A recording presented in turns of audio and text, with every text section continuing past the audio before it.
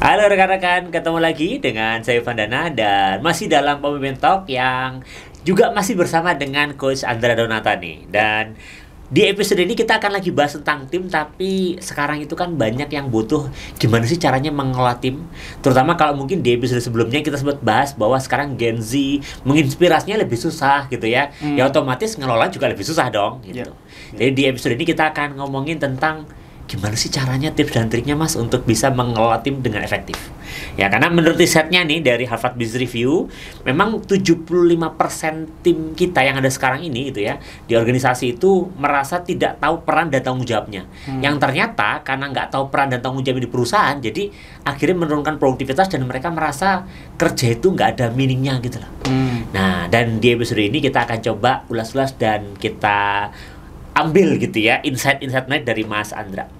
Pertanyaan pertama, Mas Andra, menurut Mas Andra secara pribadi, apa sih yang membuat seorang pemimpin itu bisa disebut bisa mengelola timnya dengan efektif?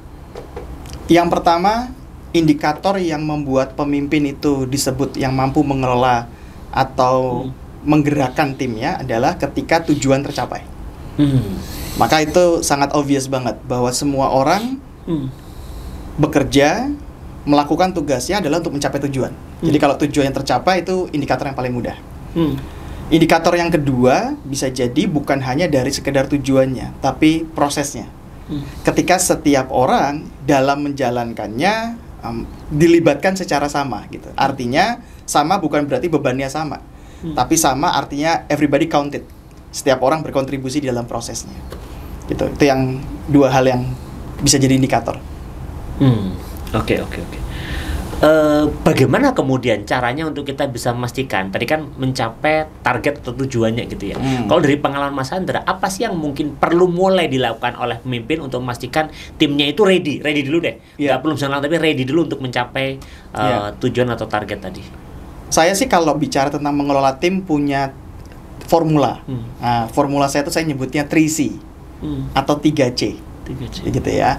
Jadi nanti bisa kita breakdown satu persatu. C yang pertama adalah ketika kita mau bicara mengelola tim, artinya kita bicara a lot of people. Ini bukan cuma satu orang, tapi beragam orang dengan beragam culture, dan tentunya mengelola satu orang dengan mengelola lebih dari 10 orang itu dua kompleksitas yang berbeda. Maka yang akan kita bicarakan adalah ketika kita mengelola banyak orang. C yang pertama adalah harus punya common goal.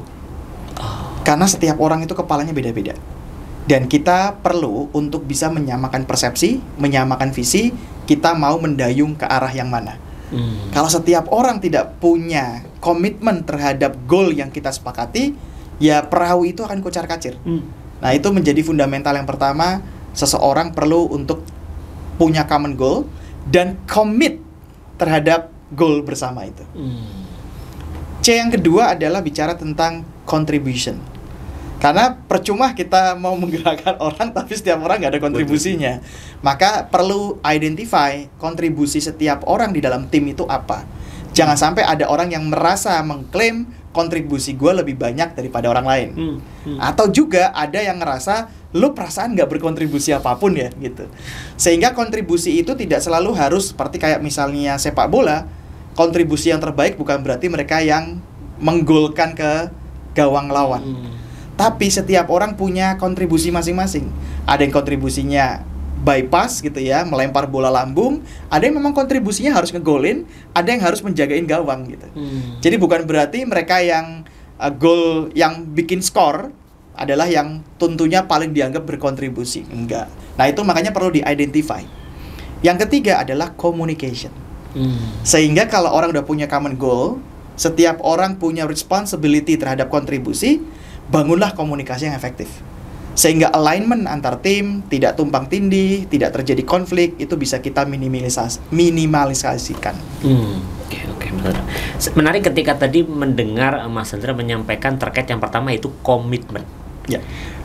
Ini menurut saya penting banget gitu ya. Bahkan kita nggak akan bisa berkomunikasi yang baik dan berkontribusi kalau komitmennya ini belum terbangun gitu. Nah, tapi memunculkan komitmen tim itu kan juga gak gampang. Apalagi tim kita itu kepalanya beda-beda. Lahir beda-beda, terus harapan tentang perusahaan mungkin beda-beda. bagaimana dia melihat leadernya juga beda-beda gitu. Terus apa Mas yang perlu dilakukan sama tim sama leader biar tim ini berkomitmen? Oke. Komitmen itu kalau saya boleh breakdown, source-nya itu ada dua. Take dan give. Jadi orang akan berkomitmen ketika dua source ini tertanam, teridentifikasi dengan jelas di kepala dia. Kita bicara dulu tentang take gitu. Orang akan berkomitmen ketika dia tahu apa yang dia bisa dapetin gitu ya. Jadi apapun itu, baik dalam bentuk sifatnya values atau memang sifatnya yang sangat tangible banget seperti bonus, materi, uang, dan apapun yang dia bisa dapetin. Komitmen salah satunya adalah daya dorongnya dari apa yang dia bisa dapetin. Misalnya kayak contoh, misalnya kita ketemu orang, gue dapat apa dari situ? Gue dapat silaturahmi, gue dapat pengalaman, kita bikin podcast gini, kita dapat apa gitu ya. Dari situ harus ada take itu yang membuat kita berangkat kan. Harus ada take yang membuat kita akhirnya termotivasi untuk bekerja. Tapi manusia itu perlu juga untuk terjadinya fulfill dalam dirinya. Sehingga komitmen itu tidak selalu tentang apa yang gue bisa dapetin, tapi orang lebih merasa hidupnya utuh, fulfill ketika dia tahu bahwa ini punya peran yang besar, berkontribusi kepada sesuatu yang lebih besar. Maka orang juga perlu identify, dalam proses ini gue give apa sih? Ada orang yang sangat terdorong komitmen karena dia punya value, pengen giving ilmu. Jadi berbagi ilmu tuh buat dia adalah satu yang membuat dia lebih fulfill. Terus kemudian dia merasa dengan berbagi apapun itu membuat dia jadi merasa lebih bermakna, membuat dia jadi merasa bermanfaat. Nah, dua itu kalau dipenuhi di kepala orang itu, maka komitmen itu akan jalan. Oke. Mas Andra, kita sekarang masuk ke setuju tidak setuju lagi, Mas Andra, sama seperti tadi, gitu ya.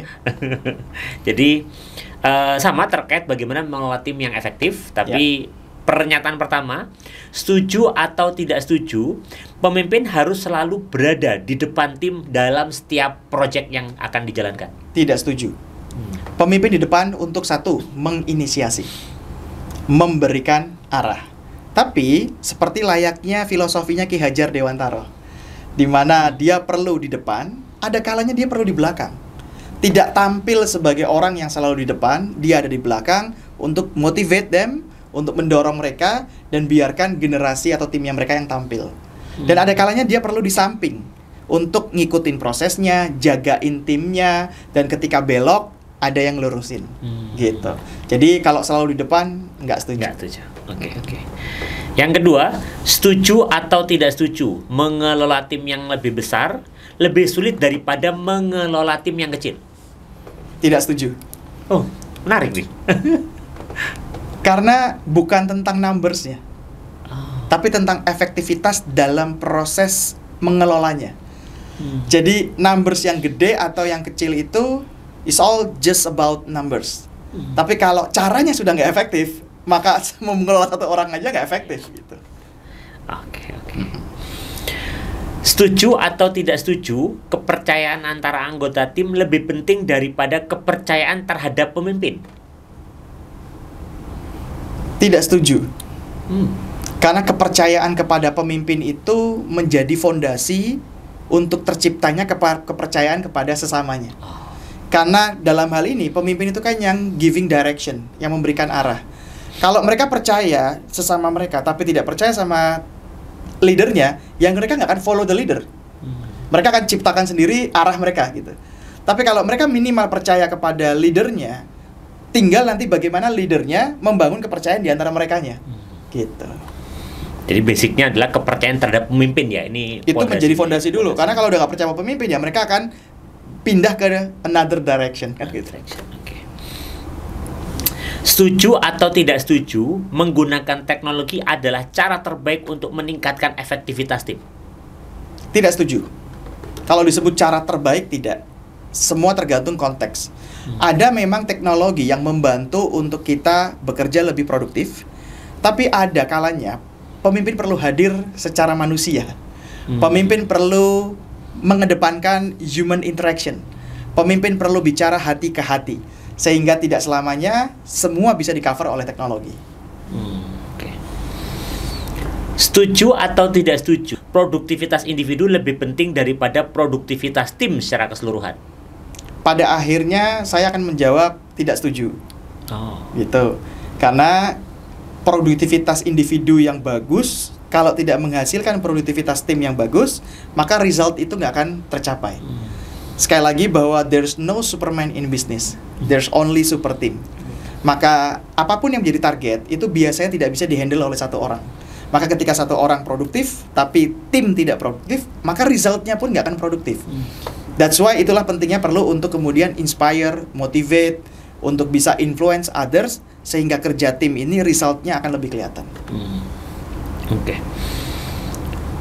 Nah, sekarang kita ke fun fact, tapi sama, setuju tidak setuju. Ya. Tim yang memiliki rasa aman secara psikologis jauh lebih efektif dan inovatif ketika bekerja. Setuju. Karena bahkan sekarang ini lagi banyak pembahasan terkait dengan psychological safety. Mereka yang secara psikologis merasa aman untuk terbuka, menyampaikan pendapat, dan aman untuk gagal, itu cenderung lebih banyak berinovasi dan akhirnya menghasilkan karya-karya yang lebih baik. Dibandingkan mereka yang kemudian playing safe, yang mereka lakukan murni semata-mata adalah untuk menjaga mereka dari ancaman luar, hanya itu. Mereka tidak melakukannya untuk menghasilkan sesuatu yang lompatan, tidak menghasilkan breakthrough. Mereka hanya melakukannya di area aman untuk menyelamatkan diri sendiri sebenarnya dari ancaman-ancaman luar. Oke. Sama, setuju tidak setuju.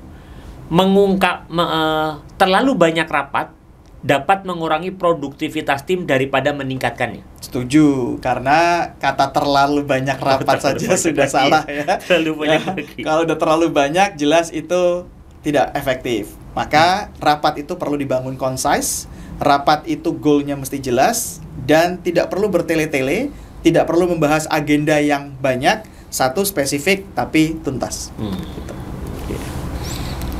Tim yang dikelola dengan pendekatan micromanagement seringkali mengalami stres tinggi dan produktivitas kerjanya rendah. Setuju, karena itu menunjukkan pemimpin tidak percaya kepada timnya. Justru sifat micromanaging itu akan mengurangi level trust dari tim. Dan kita perlu untuk memberikan ruang kesalahan, ruang mereka bertumbuh dengan trial and error. Semakin micromanaging, semakin kita kemudian tidak percaya sama tim untuk bisa bertumbuh dan berkembang lebih baik. Oke. Setuju atau tidak setuju? Tim yang makan siang bersama secara rutin di tempat kerja lebih mungkin untuk bekerja lebih efektif dan kolaboratif. Ada setujunya. Karena makan siang bersama kalau dikontekskan ke dalam guyup, kerukunan, dan itu menjadikan mereka terbangun bonding dan engagement yang bagus, setuju. Tapi kalau makan bersama itu akhirnya menciptakan ketidakefektifan dalam bekerja, apa-apa harus bareng gitu ya, sehingga akhirnya target-target yang harus dicapai tidak dilakukan hanya gara-gara pengen guyupnya itu, jadi tidak setuju. Gitu. Oke. Terakhir Mas Andra, setuju atau tidak setuju insentif berbasis individu atau bonus performan individu dapat menyebabkan persaingan tidak sehat dalam tim dan menghambat kerjasama? Agak setuju sebenarnya. Karena insentif individu itu seperti pisau bermata dua. Kalau kita tidak mendudukan dengan tepat, menghasilkan persaingan yang justru akan menghilangkan unsur kolaboratif. Dan yang kedua, akan menciptakan stick and carrot. Akan menciptakan orang yang motivasinya salah dan akan menghasilkan orang yang transaksional. Nah, orang-orang yang transaksional akan do whatever it takes untuk achieving the goal. Nah, itu berbahaya. Kadang-kadang orang akhirnya jadi sikut-sikutan dari belakang, menghalalkan segala cara, karena justru malah gara-gara insentif individu itu. Oke, terima kasih Mas Andra sudah berkenan berbagi lagi di episode Pemimpin Talk kali ini, rekan-rekan. Terima kasih juga buat rekan-rekan yang sudah menyimak dan sampai ketemu di episode selanjutnya. Dah.